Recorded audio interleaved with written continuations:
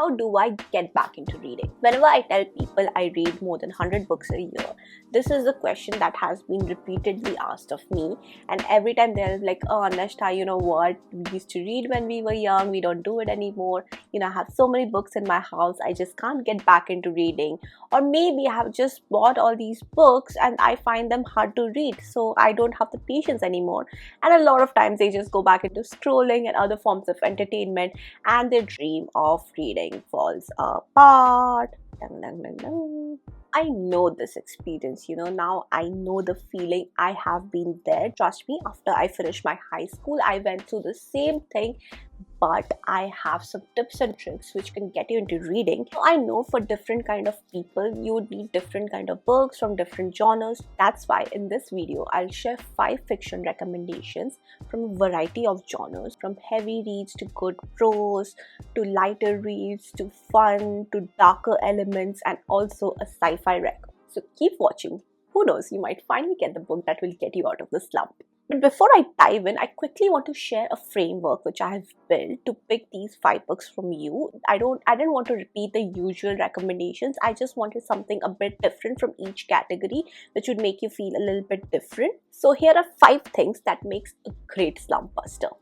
Number 1, short chapters or fast pacing. Because when chapters fly by, you feel rewarded for reading, and plus you don't want to go into a book which is like so hard to read that you can't just go past the first chapter.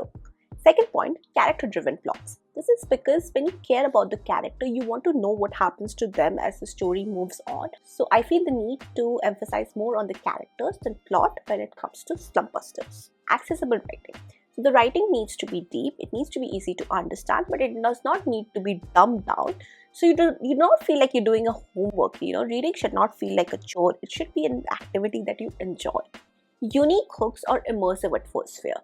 So you don't want to read probably something which is the day-to-day life of someone, or maybe just plain mundane stuff. Like the atmosphere needs to be fresh, something different. So it's going to pull you out from your actual world and transport you to somewhere, which is probably what you want when you're reading. Just visualizing yourself following people in a completely different setting. And finally, strong emotional payoff.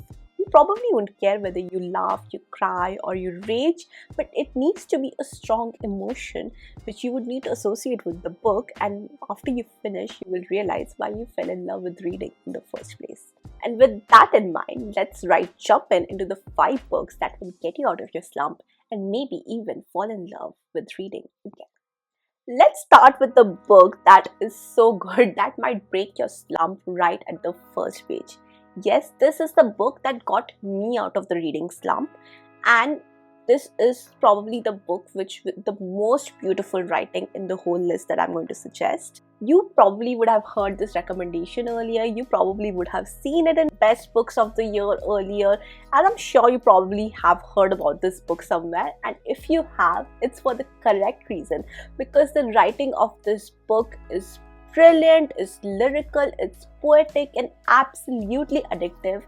I am talking about The Song of Achilles by Madeline Miller. At the crux of it, it's the Greek mythology. It's a retelling of Achilles, who was this great Greek warrior, but in this book, it's told through the eyes of his lover, Patroclus, who in history has been just merely reduced to a side character. We meet these 2 boys when they're very young. Patroclus on one hand is very quiet, he's very reserved, he's always on the outside, while Achilles has this aura and charm about himself, like he's this golden boy, almost untouchable. And you see both of these boys grow up together, train together, fall in love, form such an intimate, deep love bond, all with the background of a Trojan War which is looming. You know it's inevitable, you know it's coming, and you don't want these boys to grow up and go face it, but that's life. This tension, this intimacy of their bond against the inevitability of the war is what will keep you hooked throughout the end. The best part about the book, it's the writing. Hands down, it's the writing. It's poetic, it's lyrical. Like Madeline Miller has done an amazing job with this book. You don't need to know any Greek mythology, you don't need to know any Greek background before going into this one. This book is one of the books which will show you that writing can be beautiful, it can be easy to understand without it being dumbed down for its readers. My favorite bits of the book are actually in the youth. Like there's a scene when Patroclus and Achilles are in the same table and he is unable, like it's his first crush, and he's unable to meet Achilles' eyes, and you're reminded of those times in your high school. Like I was transported back to my high school years. It felt very relatable, even though like these characters were in like a completely different setting and amidst a war, like a king and all. But these human emotions were beautifully captured in the years of training and how they grow up together. And then by the end, when she's going to break your heart, yes, this book is going to break your heart into a million pieces, but you'll be kind of glad that you went through it. The chapters flow so smoothly that you could have just like read it 50 pages without even noticing it. Now I know a lot of people don't want to get into an emotional book as their first book, but Song of Achilles is not that. It's not that heavy. There's no trauma just for the sake of it. The emotions in this book are actually a part of the book. They're going to pull you even deeper into the story. They're going to make you even engaged with the story. It's approachable, it's beautiful, and it shows reading can be absolutely effortless. And this is also a great book to own because you would also might want to reread it at some point. So if you're browsing a bookstore and you want to have a collection like a first book which might get into your reading, this is a great pick for that. So don't think anymore. If there's one book from my whole recommendations which you absolutely should pick, this is it. Just go pick it up. Next up is going to be a mystery but not a thriller. Thrillers are a great way to get you out of your slump. I had put out a video on 5 great thriller recommendations, so do check it out. The links are in the description below. Do check it out. All those 5 books will also get you out of the slump. Let's go into something which is a bit more different. This was actually my first read of 2025. It was gifted by my husband and I was actually blown away by this book. The mystery, the atmosphere it set, it was so unique. It was very well done. There is a cast of characters, but they don't get overwhelming. And yes, I'm talking about none other than The God of the Woods by Liz Moore. It's set in the mountains in upstate New York, and the setting is so unique that it feels like a character in itself. And when I was talking about my framework, I was emphasizing on this point that sometimes you probably need these settings, like these places, these forests in absolute isolation, which are going to transport you to another world, into another atmosphere, which forms a very key element of the mystery itself. This book is a double whammy because it'll give you 2 disappearances. One is like in the 1960s when this young boy Bear disappears, and then 14 years later his sister Barbara also disappears. The chapters are very short, so you keep flicking through them, you feel keeping rewarded, and it doesn't like you don't need to read like 20 pages to get to a different perspective. There's a cast of characters in it, and initially it might confuse a little bit, but don't worry because Moore's writing style is very well done. As the story progresses, it just fly out and you will be switching between timelines and you will be intrigued into the story and you will be in the heart of the mystery without even realizing it. This plays like almost like a movie in your head. Think True Detective, think sharp objects. The chapters are quite short, which is very essential because you'll just be like, oh, just one more chapter, I'll read just one more chapter, and it will fly by without you even realizing it. And that's what we're looking for, that's what we want, right? By the time it ends, it does not throw some wild, unbelievable twist at you. It leads steadily to a conclusion that feels powerful and earned. And that's why this book was very satisfying for me to read, because after I closed it, I was like, wow, that was a good book, that was a good mystery. And even now when people come and ask me, give me some good mystery recs, I want to read something which is a good mystery but not a thriller, the first book that comes to my mind is God of the Woods. This is probably one of the longest recommendation I have for today. It's around 440 pages, and I often say maybe it's too long for a first book, but as I said, there are other aspects of the story that's going to completely weave you into this book, and it doesn't feel like a 400 plus page book. So don't worry, go into it if you want something of this vibe. After a dark and atmospheric mystery, I want to come to a dark and atmospheric romance.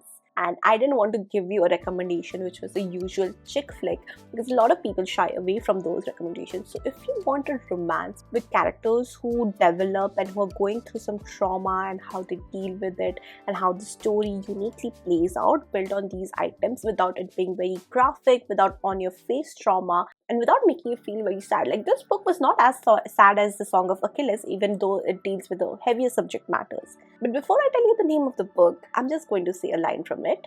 Just breathe. 10 tiny breaths. Seize them. Feel them. Love them. Yes, it's 10 Tiny Breaths by K.A. Tucker. I was so pleasantly surprised when I had read this book. Like, this is a book, like, this is a romance that's just going to slowly sneak up on you, and by the time you have finished, you'll be like, damn, that was an emotional roller coaster. The story starts off by Casey, who is going through a lot of trauma because an accident happened and she has lost most of her loved ones, her parents, her friends, and the only person left is her sister. So she'll go to any lengths to protect her sister, but on the other hand, for herself, like, she has built like walls that are, I don't know, so high, so high. And then these sisters move to Miami, and Casey starts herself a little bit of brother. She tries to find new friends. So there's like this found family trope. But the most important person who you are waiting for is Trent, her hot neighbor. And he makes her walls crumble that in ways she never thought was possible. But as the story will go on, you'll realize that things are not as straightforward as it seems. So this is a book that will probably break your heart and then will mend it again in the best beautiful way possible. The book beautifully balances everything. Yes, there is romance, which is sexy, addictive, heartwarming, but it doesn't shy away from the other emotional parts of the book, from the bond between Casey and her sister, which was such a delight to read, and finally the exploration of trauma and healing. The chapters are short and sharp, so it never feels like too heavy, too overwhelming. Yes, you deal with topics of trauma and sadness, but at the same time, they're just going to be like these funny reliefs, these comic moments, which is going to light a smile in your face as well. You'll get a good banter, you'll get good friendships, you'll get a sibling bond, and because of this balance, this book will keep on surprising you as you read it. This is definitely not the book where you'll be like, oh, I need to push myself to read one more chapter. No, it's not that. It's instead the book which you'll keep reading because you're intrigued to know what's going to happen. You want to see some more fun banter, and then finally realize you have been reading for hours. Thus, it proves that it's one of a good books which can get you out of your slump, and it could remind you how fun, gripping, and emotional reading can be when the right book comes along. So if you're looking for something which will make you laugh, which will make you cry, and which will probably make you feel why reading matters, why life itself matters, just breathe and pick 10 Tiny Breaths. Okay, now enough about heavy books. Now let's go into fun light books, into a fun light YA romance. Just Check and Mate by Ali Hazelwood. Now, I have to be absolutely honest. I was so skeptical to pick this book up because I had read like Love on the Brain and I rated like 2 stars. That book was so disappointing for me. For reasons I can tell later. But this book, Check and Mate, pleasantly surprised me. And so here's the setup. There are 2 chess prodigies, Nolan and Mallory, and the book literally opens up with Mallory defeating Nolan, who is like this undefeated world champion in a chess game, and she had not practiced chess for like years and she doesn't even have like a rating. So naturally Nolan is ready for a rematch, but Mallory wants to be all out of it. She doesn't want to get back into chess for some reasons. You need to read it to know what. And this push and pull between them sets the stage of their relationship. And let me tell you, the chemistry here is fantastic. The tension, the banter, the chemistry, it's absolutely on fire. And let me tell you more about Nolan. Like, he's the kind of male characters that I want to see more in books. Like, he is drama free, he's a nerd, he's fresh, he's funny, he's caring. Yes, we all want Nolans. And the backdrop of the chess, I think it was beautifully done. It was very important for the story. You don't need to know anything about chess. It's similar to the Queen's Gambit, but with Sweeney romance in it. The chess is not there like a decoration piece, like it's not there just for the sake of it. Like Ali Hazelwood really integrates it very well into the whole plot, and it's very essential as well. And because of that, this is a great book to get you out of your reading slump. You want something fun, fast and carefree with a different setting? There you go. Checkmate. This is the kind of book you can probably pick up while going on a travel. It's like that read which doesn't require a lot of your mind, but it's still very unique to make you go on, where you will be like, I don't want to know what's going to happen next. What's going to happen? So maybe only I do that. Chess backdrop gives it the unique edge, and you can read it in a weekend and come out smiling. So if you're looking for a light, clever romance, which is something which is still fresh and unique, go for Checkmate. And finally, if you have been waiting for a sci-fi recommendation, wait no more, it's here. Now let me tell you, normally sci-fi is difficult to get into as your first reading because there's a lot of world building that happens. It's probably not going to end in one book, and oftentimes the first book is like a setting for the future books, which gets more and more interesting, and the plot will take its own sweet time to develop, and you have lost interest by all of that time. But if you're looking for a sci-fi, think no more. Pick this book up. It's fast-paced, it has an unhinged female character, it defies patriarchy, it has Megatron big machines, a unique setting. Yes, I'm talking about Iron Widow by Shiran J. Rao. Now, I want to really apologize if I butcher any pronunciation when it comes to this one. This book is like a hybrid dystopia because the author carefully weaves in elements of futuristic plot, these science, technology, mega machines, along with facts of Chinese mythology, culture, all interwoven together. And it's set in the future where these giant machines, the main pilots are males, while they have like these co-pilots or just partner with them who are women, and they're just treated as these disposable concubines. Like these women just go on these journeys and keep dying. Then enters our heroine Wu Zetian, who walks right into the middle of this, and she wants to burn it all down to the ground. What I loved about this book is her character. Like when you are in this setting which is full of patriarchy, where like women are like, they have like zero value. So how do you fight that? You don't want like a timid, by the rule book female. No, but you want someone who is unhinged. You want someone who is ruthless and who is going to give them a flavor of their own medicine when the right one comes in. And for all the male readers who I might have scared away, no, I don't mean that everyone is bad. Like this book precisely shows that a female shines the best with the right men beside her, and our heroine has these two male characters who are beside her, and the chemistry between these three are so good to read, so good. And Nisha also was talking about character-driven plots. Like there's this character over here, big intimidating man, but with a heart made of pure gold. Who doesn't want that? Like the way his character was written was so much fun to read. And the ending was jaw-dropping. Like the ending, like in itself, makes you want to read the book too. Like I have been waiting forever to read the book too. And why this works as a reading slump breaker? Because it's compulsively readable. It's so addictive. Like you're just pulled into this world, you're pulled into these characters, and you want to go with them on their journey. And there are developments on the way that feel very fresh, that feel very unexpected.